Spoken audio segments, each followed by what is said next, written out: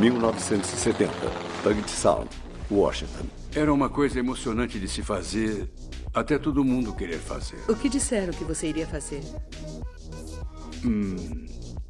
Capturar orcas. Eles tinham um avião, tinham observadores, tinham lanchas, tinham bombas que jogavam na água. Acionavam as bombas com tochas de acetileno nos barcos e jogavam o mais rápido possível para agrupar as baleias em baías. Mas as orcas já tinham sido capturadas e sabiam o que estava acontecendo. E sabiam que os filhotes seriam tirados delas. Então, os adultos sem filhotes seguiram para o leste em um beco sem saída. E os barcos as seguiram, achando que todas estavam indo para aquele lado, enquanto as mães com filhotes seguiram para o norte. Mas as equipes de captura tinham um avião. E uma hora elas tinham de voltar para respirar. E quando fizeram, as equipes de captura alertaram os barcos. Essa não, estão indo para o norte, as que estão com os filhotes. Então os barcos, as lanchas as pegaram lá e as reuniram. E eles tinham barcos de pesca com redes de arrasto que esticariam para que nenhuma pudesse sair e eles pudessem pegar as mais jovens.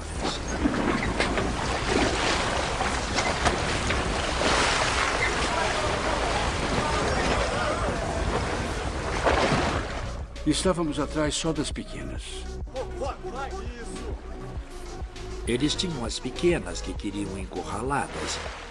Soltaram as redes e todas as outras poderiam sair, mas elas ficaram. Estávamos lá tentando colocar a orca jovem na maca e a família toda estava a uns 20 metros, numa fila grande. E elas se comunicavam de um lado para o outro. Bem,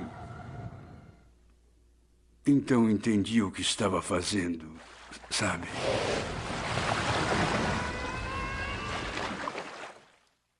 Eu não aguentei e comecei a chorar. É como sequestrar uma criancinha da mãe. Todos ficaram observando o que estávamos fazendo.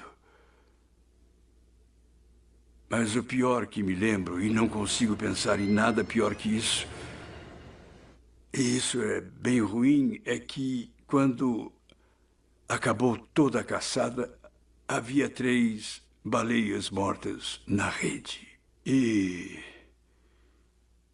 então mandaram Peter, Brian e eu abrirmos as baleias, enchê-las de pedras, colocar âncoras na cauda e afundá-las. Eles finalmente foram expulsos do estado de Washington por uma decisão judicial. Em 1976, SeaWorld recebeu a ordem de não voltar a Washington para capturar baleias. Sem perderem um embalo, foram de Washington para a Islândia e começaram a capturar lá. Pelo fato das baleias nos tanques morrerem jovens, dizem que todas as orcas morrem entre 25 e 30 anos. 25 a 35 anos. 25 a 35 anos. Está documentado que no habitat natural elas vivem até os 30, 35 anos de idade. Elas tendem a viver muito mais neste ambiente por terem todo o cuidado veterinário. E é claro que isso é falso. Em 1980, já sabíamos, após 6 anos de pesquisa, que elas têm expectativa de vida equivalente à dos humanos e cada fato potencialmente constrangedor é distorcido e negado de um jeito ou de outro. Então, no mar, elas vivem menos. Como a caída das barbatanas dorsais. 25% das baleias têm barbatana caída sim. Ela cai com o avanço da idade. O colapso da dorsal acontece em menos de 1% das baleias assassinas selvagens. Sabemos disso. Mas todos os machos em cativeiro, 100% têm barbatanas dorsais caídas. E dizem que são uma família, que as baleias estão em família. Elas estão em bando. Isso é somente um agrupamento artificial da espécie. Entretanto, a gerência decidiu que deveriam misturá-las, as que nasceram ou foram compradas ou trazidas. E isso não é uma família, não é mesmo. Mas o que poderia acontecer como resultado de serem jogadas com outras baleias com as quais não cresceram, que não fazem parte da cultura delas? Haveria uma agressão exagerada? Muita violência, muita matança em cativeiro que você não vê no mar. Pela segurança e saúde dos animais, por favor, não coloquem as mãos na água. Sempre havia essa cortina de fundo, essa tensão entre os animais. De baleia em baleia, a agressão era só parte da sua existência diária. Pedimos que usem as escadas e os corredores na saída. Por favor, não pisem nos assentos. Essas partes podem molhar e se tornar escorregadias para alguns calçados. Obrigado. No mar, quando existe tensão, elas têm milhares de quilômetros quadrados para sair de cena e fugir. Não temos isso em cativeiro.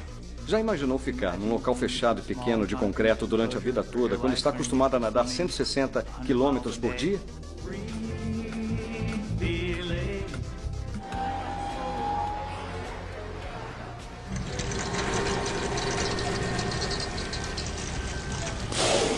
Isso é incrível. Ele é fantástico. Quando o Tilikum chegou no Sea World, ele foi atacado violenta e repetidamente por Katina e as outras. Em seu ambiente natural, são uma sociedade matriarcal. As baleias machos são mantidas no perímetro. Em cativeiro, os animais têm que ficar muito próximos. Tilikum era muito grande e não conseguia escapar, porque não era tão ágil quanto as fêmeas menores e mais ágeis. E para onde ele fugiria? Não tem para onde fugir. Acho que ele passou muito tempo em isolamento. E o Sr. alega que, é que ele está sempre com as fêmeas. Mas pelo que eu vi, ele costumava ser colocado com as fêmeas para fins reprodutivos. Ele não passava muito tempo com outras baleias. É para proteção dele, senão ele vai apanhar. E assim, ao separá-lo, proporcionamos uma barreira física e as baleias não conseguem atacá-lo. Ele, para mim, era uma alegria. Ele se comunicava comigo e todos os dias que eu ia trabalhar ficava feliz em ver o Tilo. Ai, que fofo.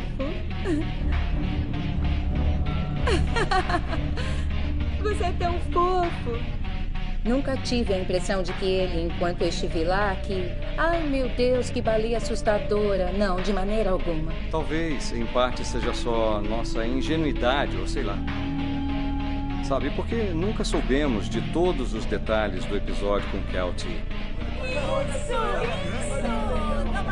Eu tinha a impressão de que Tilikum não teve nada a ver com a morte dela, que as fêmeas é que tinham sido responsáveis pela morte dela. O que achei muito esquisito no início foi a maneira como agiam perto da baleia e o que nos contaram.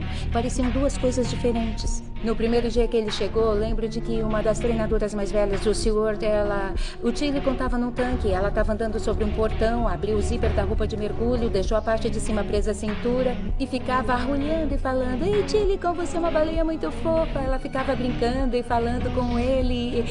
Um dos supervisores disse: "Tirem-na de lá!" Gritou com ela: "Tirem-na de lá!" E ficaram muito preocupados que algo acontecesse.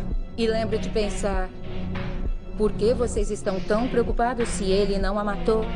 Bem, a gerência deve ter tido algum motivo para se ter cautela perto dele. Fica claro que sabiam muito mais do que nos contaram. Nunca ficávamos preocupados com o Tilikum. A questão era que guardávamos as baleias à noite no que chamávamos de módulo, que tinha 20 metros de comprimento por 9 de profundidade. Por precaução, pois as pessoas podiam cortar a rede e as liberarem. E luzes apagadas, então não havia estímulo. Elas ficavam numa piscina de metal de 6 metros por 9, no escuro, durante 2/3 da vida delas. Quando começamos, elas eram bem pequenas e muito jovens. Então cabiam lá perfeitamente. Mas ficavam lá a maior parte do tempo imobilizadas. Isso não era bom. Não era bom. E isso era errado. A gente começou a ter dificuldade em colocar todas numa caixa de aço pequena. Para ser sincero, era isso, uma caixa flutuante de aço. Era quando entrava a privação da comida. Escondíamos a comida e elas sabiam que se entrassem no módulo, receberiam a comida. Então, se estivessem com bastante fome, entrariam lá. Quando a soltávamos, podíamos ver marcas novas de dentes e às vezes víamos sangue.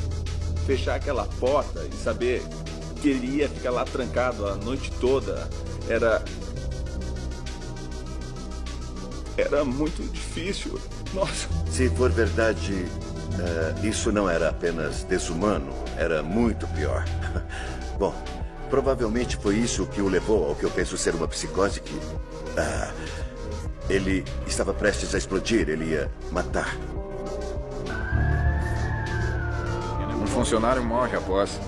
Encontro no Parque Canadense Sealand of the Pacific. A vítima, Kelty Narney, era campeã de natação e trabalhava meio período no Sealand. Eu fiquei um tempo lá e vi outras coisas ao longo do tempo que me fizeram questionar. Por que eu estava lá e o que estávamos fazendo com aqueles animais? Sei que foi ingenuidade minha, mas achava que era... nossa responsabilidade fazer o possível para manter a unidade familiar, já que sabíamos que no mar é o que acontece. Esse é o nosso filhote! Kalina foi o primeiro filhote, Shamu. Bebê Shamu, o mais novo astro do SeaWorld. Ela começou a tumultuar e a desafiar um pouco a mãe, a tumultuar alguns espetáculos e esse tipo de coisa. Shamu, nosso filhote de baleia! A direção decidiu que ela deveria ser transferida para outro parque quando tivesse 4 anos e meio. E foi uma novidade para nós treinadores que trabalhávamos com ela. Para mim, nunca me passou pela cabeça que poderiam tirar o filhote da mãe. Os supervisores ficavam caçoando de mim, tipo... pobrezinha da Kalina. Sabe, o que ela vai fazer sem a mamãe? E é claro que isso me calou. Kazatka e Takara eram bem próximas. Kazatka era a mãe, Takara era o filhote. Elas eram inseparáveis. Quando separaram Kazatka e Takara, foi para levar Takara para a Flórida. Quando Takara já estava fora da piscina e tinha sido colocada no caminhão e levada ao aeroporto, Kazatka continuava a fazer sons que nunca tinham sido ouvidos. Trouxeram pesquisadores, cientistas, para analisar tais sons. Eram sons de longo alcance. Ela estava tentando fazer algo que ninguém jamais tinha ouvido ao procurar por Takara. Foi de cortar o coração. Como alguém pode olhar para aquilo e pensar que é moralmente aceitável? Não é. Não é nada legal. Eram as baleias assassinas e cruéis que vocês conhecem, com 48 dentes afiados que estraçalhavam qualquer um se tivessem chance. O que aprendemos é que elas são incrivelmente dóceis, inteligentes e querem te fazer companhia. Está gravando? E não há registro de uma orca que em seu habitat natural tenha causado mal a qualquer ser humano. Elas formam grandes famílias, com expectativa de vida similar à dos humanos. As fêmeas podem viver até 100 anos, talvez mais. Os machos chegam aos seus 50 ou 60 anos, mas a prole adulta jamais deixa a mãe. Cada comunidade tem comportamentos completamente diferentes. Cada uma tem um repertório completo de vocalizações sem sobreposição. Podemos chamar de linguagens. A comunidade científica reluta em dizer que qualquer outro animal, além do ser humano, usa linguagens, mas há muitas indicações de que elas usam linguagens.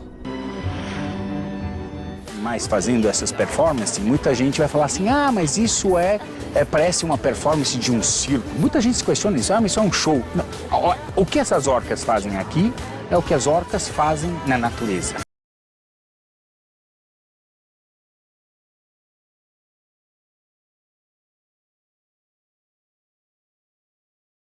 O que aprendemos é que elas são incrivelmente dóceis, inteligentes e querem te fazer companhia.